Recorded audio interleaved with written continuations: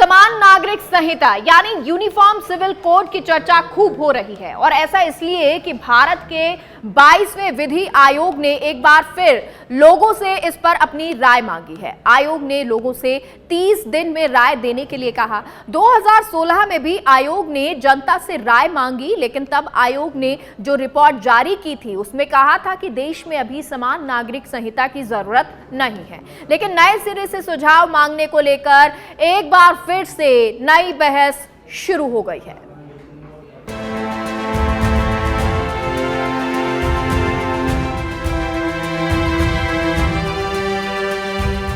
समान नागरिक संहिता दरअसल एक देश एक कानून की अवधारणा है। यूसीसी में देश के सभी धर्मों, पंथों और समुदायों के लोगों के लिए एक ही कानून की व्यवस्था का प्रस्ताव है। यूसीसी मतलब है एक देश एक कानून।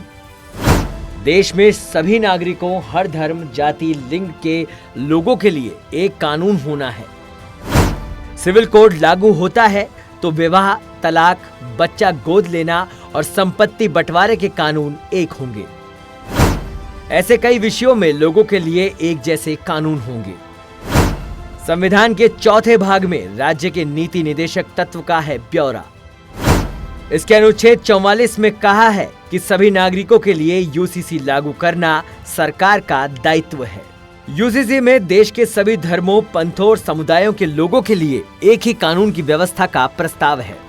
समान नागरिक संहिता में जिन पहलुओं पर सभी नागरिकों के लिए एक समान कानून बनाया जाएगा, उनकी बात करें तो विवाह, तलाक और गोद लेना भी शामिल है।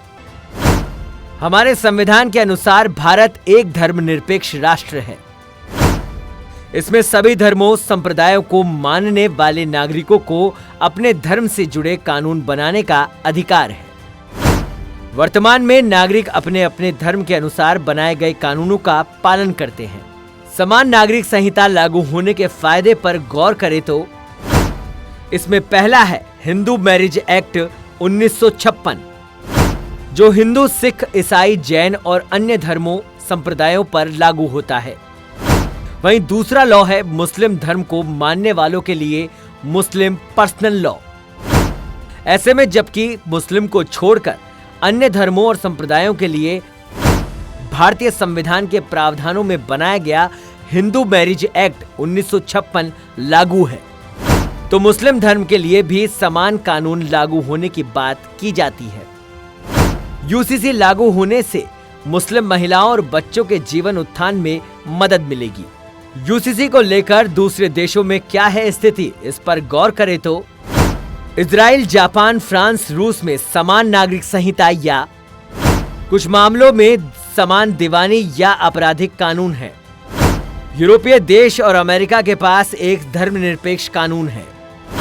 यह सभी नागरिकों पर समान रूप से लागू होता है, फिर चाहे उनका धर्म कुछ भी हो। इस्लामिक देशों में शरिया पर आधारित एक समान कानून है, जो सभी लोगों पर लागू होता है, चाहे उनका धर्म कुछ भी हो। देश में सबसे पहले 1835 में यूसीसी की चर्चा हुई थी। तब ब्रिटिश सरकार ने 1835 में यूसीसी की अवधारणा को लेकर एक रिपोर्ट पेश की। इसमें अपराधों, सबूतों और अनुबंधों जैसे विषयों पर भारतीय कानून के संहिताकरण में एकरूपता लाने की बात कही थी।